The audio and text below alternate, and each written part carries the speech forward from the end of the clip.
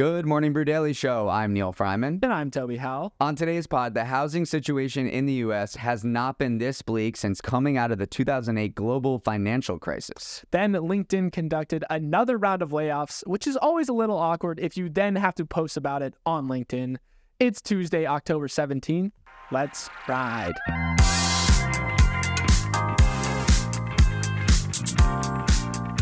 Okay, I just want to apologize for our audio quality yesterday. I know it wasn't the best, and we sounded a bit like the voice on the subway announcing the next stop. It was a tech issue that has been resolved, so hopefully my exceptionally resonant voice is coming across crystal clear right now. Toby, apparently it was at its worst when you were talking about Taylor Swift. Listen, it happens. I get excited, okay? But I also just want to give a shout out to our listeners. You guys are low-key audio experts. People were talking about bitrate and overdriven audio and turning down the gain. I certainly learned a lot yesterday from you guys. So shout out to you all for being on top of your game and ensuring that we are always on top of ours.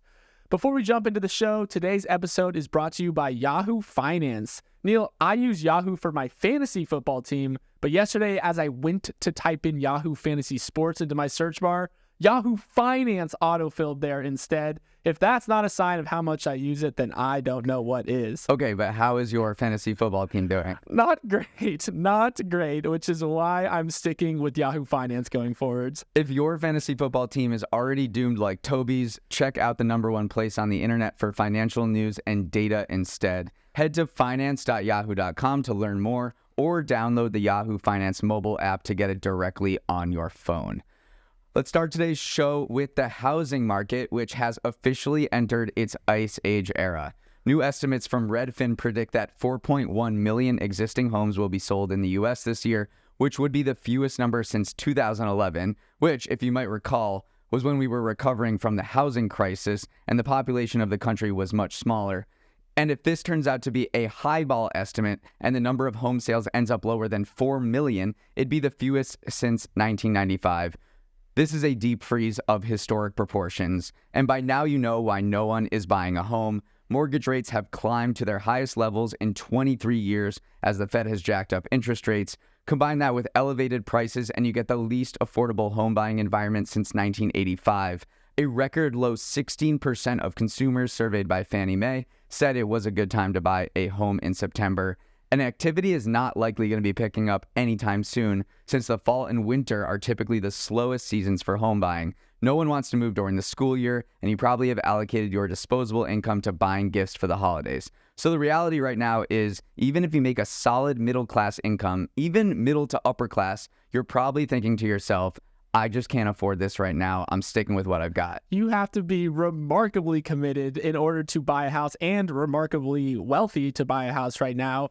And it's kind of crazy to see houses are getting marked down right now. Almost 18% of homes listed in September had price reductions, which is something you just don't see, and it's the highest level since November of 2022.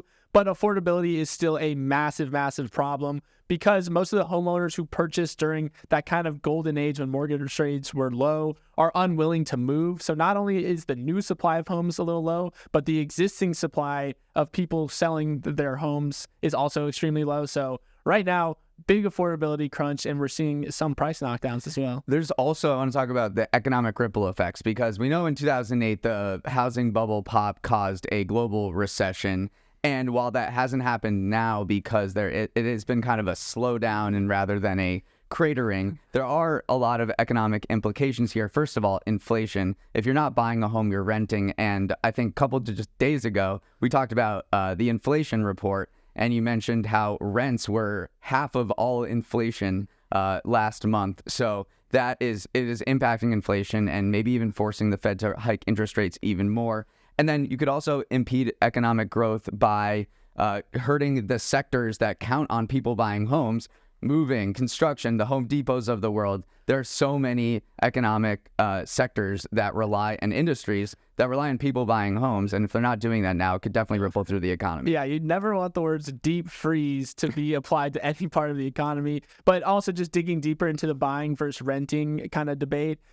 Just using one city, let's go to California's San Jose metro area. The typical home costs $1.4 million. So if a buyer puts 10% down and faces a monthly mortgage rate of around 7%, That comes out to an $8,771 per month payment, which is more than $5,000 higher than the monthly rent. So again, if you're weighing the pros and cons of renting versus buying, obviously buying, it helps build your net worth and it's a major asset. But then if it's $5,000 more expensive per month, then you can see why more people are renting, and which is driving rental prices higher as well. I saw this firsthand at this wedding I was at on Sunday. I had a lot of conversations with people, mid-30s, mid-20s, 25 to 35 range. They were all renting and they're all looking to buy a house. They're starting families, want to move to the suburbs. And I would say 4 out of 5 of those conversations involved, I have to stay where I'm at. I just need to continue renting in the city because I'm looking for houses for the last couple months, and it's just absurd. They're like, I make a decent living, I work hard,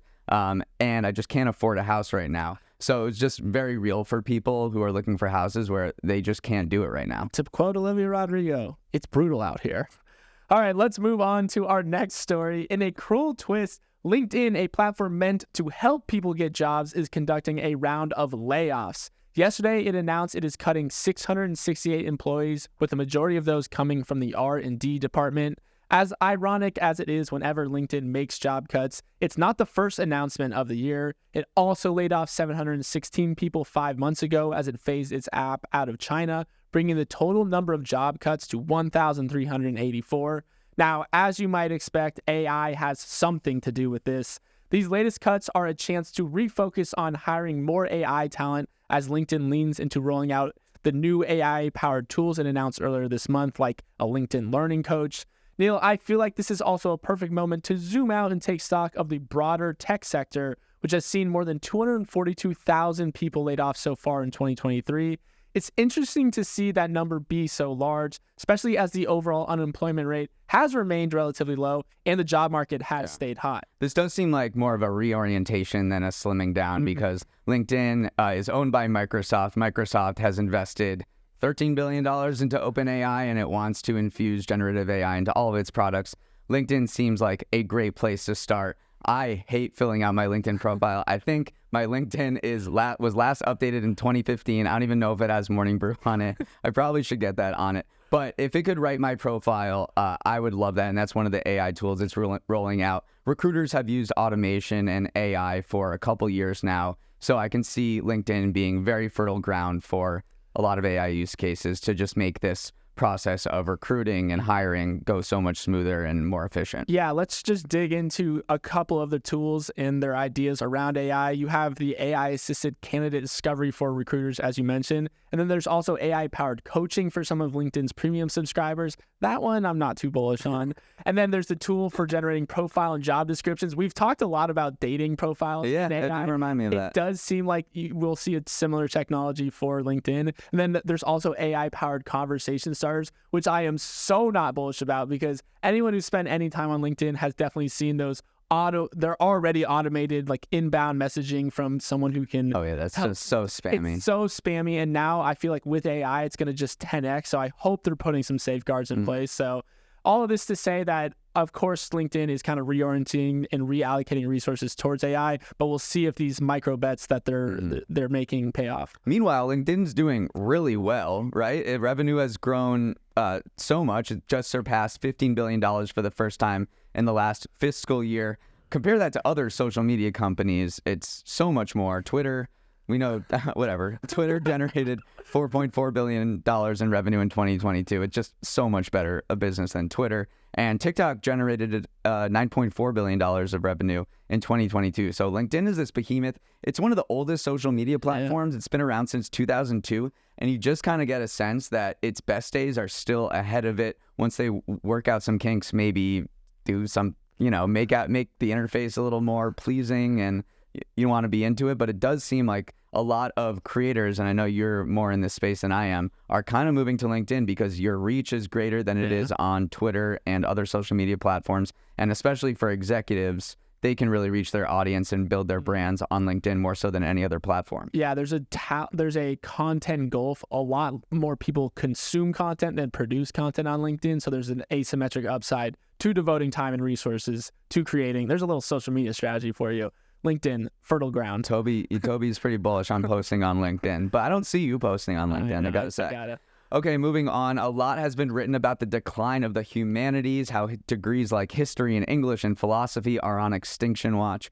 Well, there's another college major that's seen a major drop in students too, and it might surprise some listeners. That degree is accounting.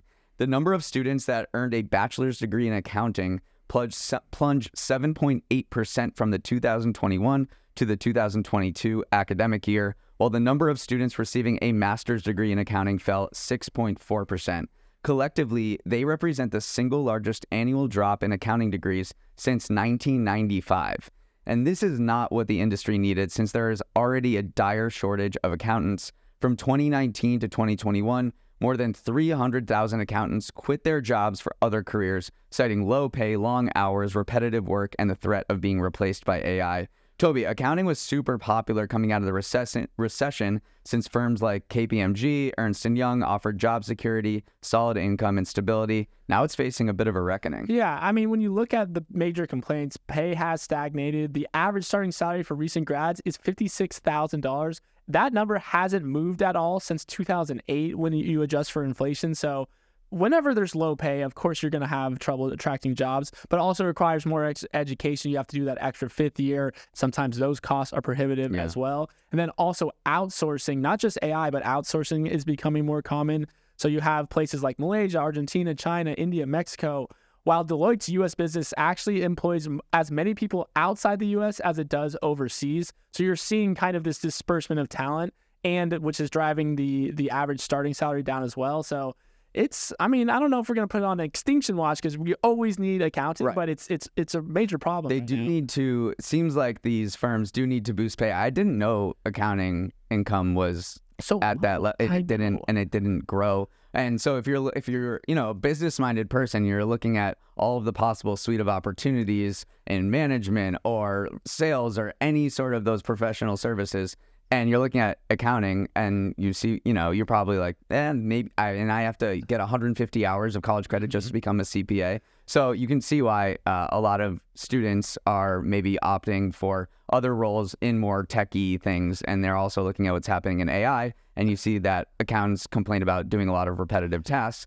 and that seems like something that AI could possibly do. This also reminded me a little bit. Remember when we talked about how no one's taking petroleum engineering jobs anymore? Mm-hmm. And that was because a lot of students are looking for it and saying, all right, the world is moving towards green energy. I don't know if there's a future in this field. I wonder if they're feeling the same vibe of they're looking at accounting, they're seeing the outsourcing that's occurring, they're seeing how AI could potentially offload some of the work, and they're saying there's just not a great future for growth in this industry. So I wonder if we're going to eventually enter a world where it's all outsourced and it's all AI, and there's just very little actual accounting happening domestically. I don't know. I mean, I don't know enough about the industry to say like how much is automatable or not, but I feel like not all of it will be, and there will always be demand for accountants. They just have to get the branding a little bit more better. So you see a lot of these colleges changing the course descriptions for accounting courses, and instead of starting with debits and credits, they're talking about blockchain and crypto, and titling their courses, "Is your personal data safe?"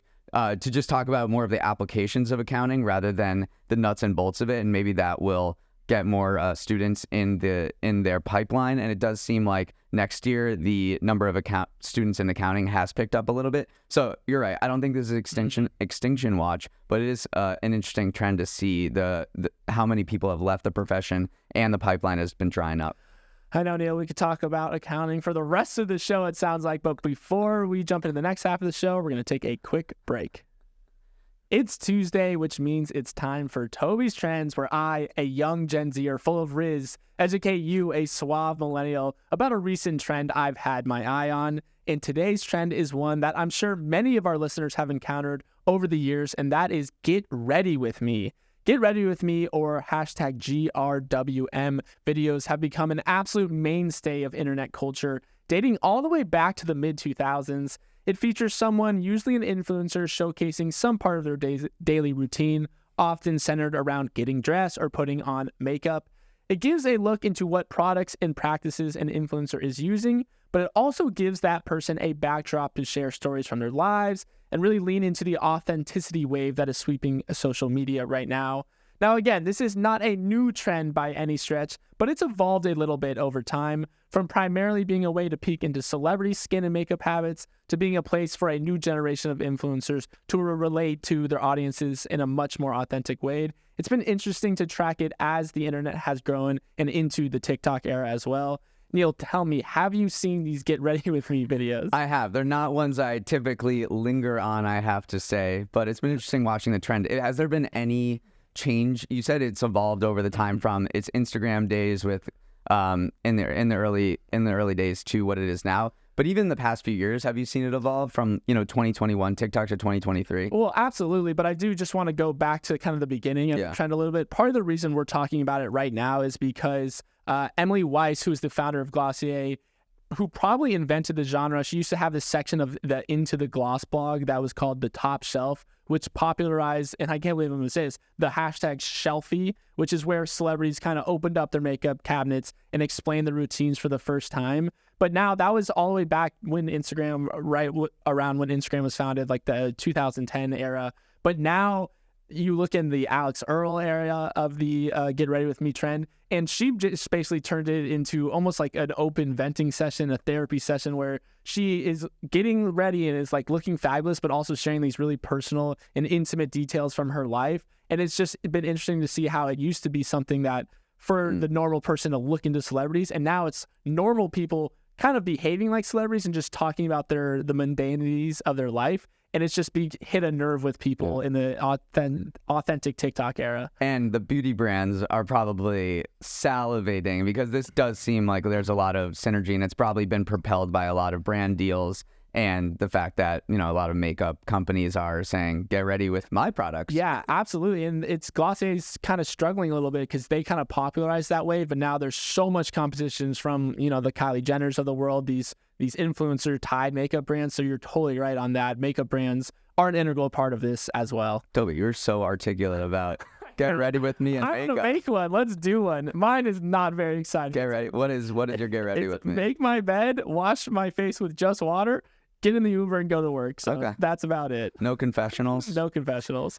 Okay, moving on. We've heard for years about the promise of robots making your fast food, flipping burgers, making salads, frying up French fries.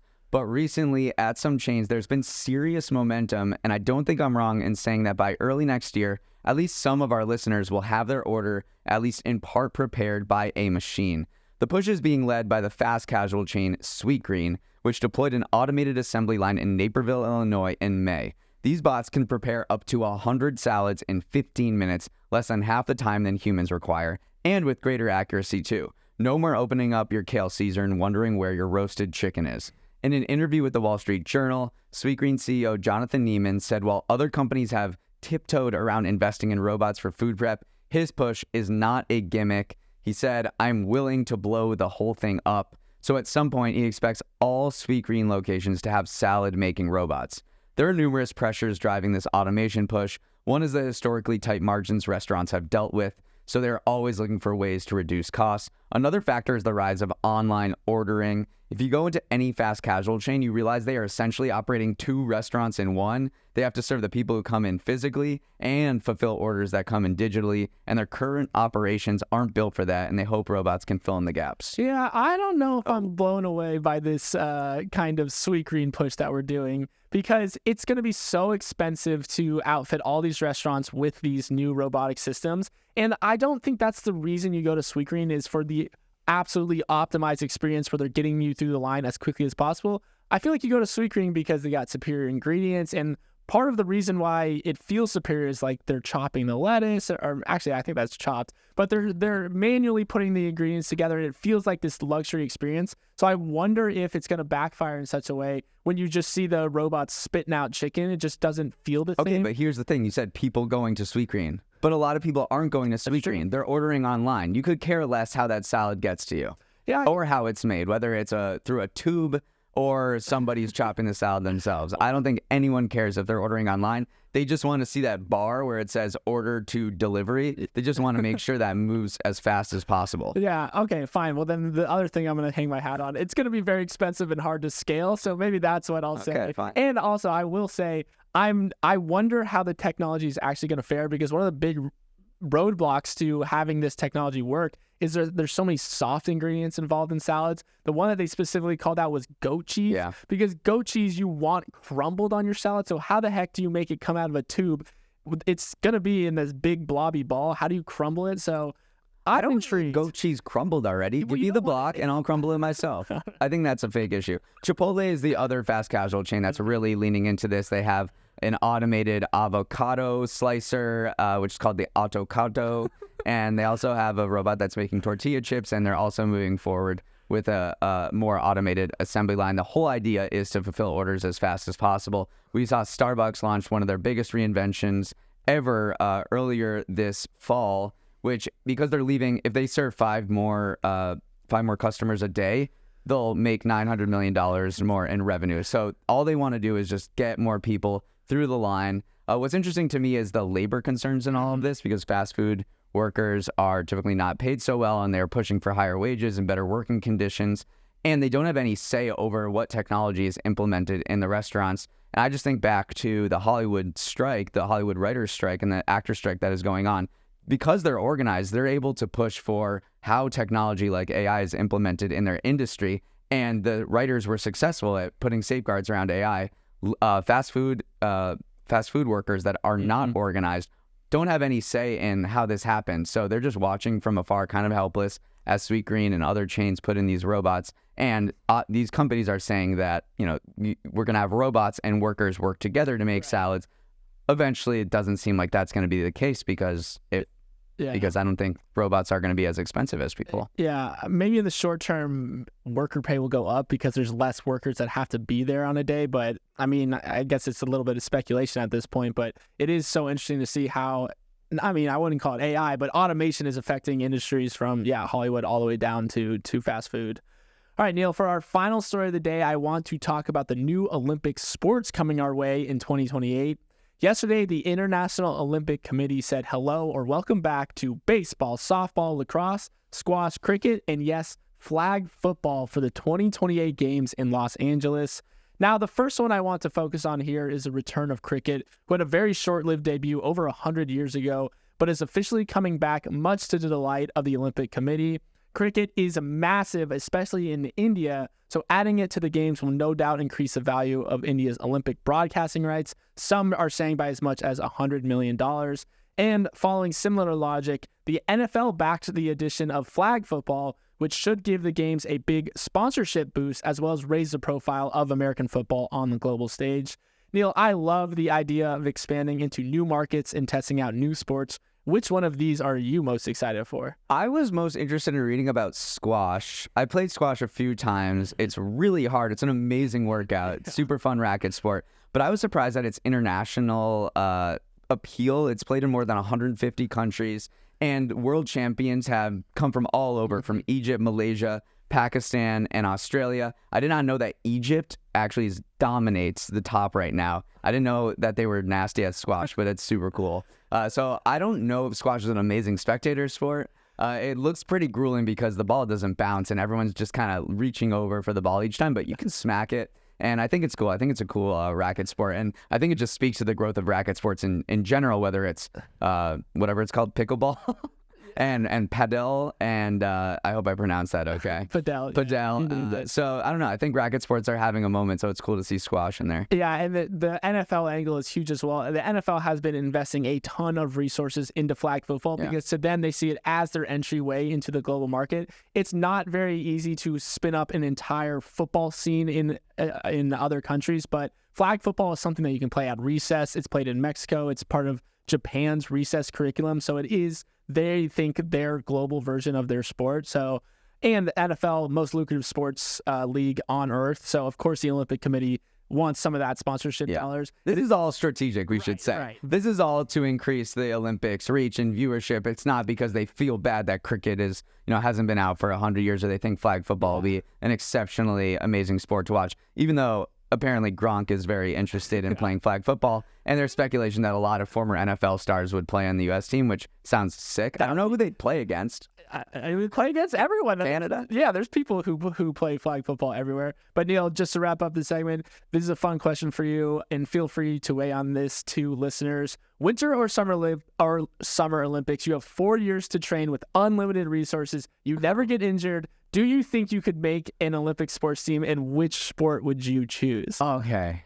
I mean, bobsled seems like the one, like those types of winter sports where you're just kind of hurtling down. Not to say that they don't require skill, but those are the ones that seem like if you don't have any prior experience, you could learn those the fastest. I've heard of people joining particular teams where they're not, no one grows up with bobsled, so there does have to be a quick ramp-up period. See, but I feel like bobsled, you need to be just incredibly explosive and a bunch of And I'm not? Okay, it's a bunch of former like track athletes doing it. Not to say you're not explosive, but I don't know if you're on the level of a Lolo shooting or yeah, maybe one of maybe those shooting. But even that takes such a high skill curve. I don't know. What about being on I think there's sailing competitions, right? There we go. Now we're talking. I'm just on the sailboat, being the right weight to balance the boat. 4 years, you could probably learn sailing. So, all right, call him up. Wow, we're gonna have so many sailing listeners in the comments saying you have no idea how hard it is, and that's probably true. That is a wrap on our show. Have a wonderful Tuesday, everyone. I'm going to the gym to work on my explosiveness. As always, don't hesitate to email us at morningbrewdaily@morningbrew.com. Let's roll the credits. Emily Milliron is our editor and producer. Samantha Velez and Raymond Liu are our associate producers. Uchenua Ogu is our technical director. Billy Menino is on audio. Hair and Makeup wants you to get ready with them. Devin Emery is our chief content officer, and our show is a production of Morning Brew. Great show today, Neil. Let's run it back tomorrow.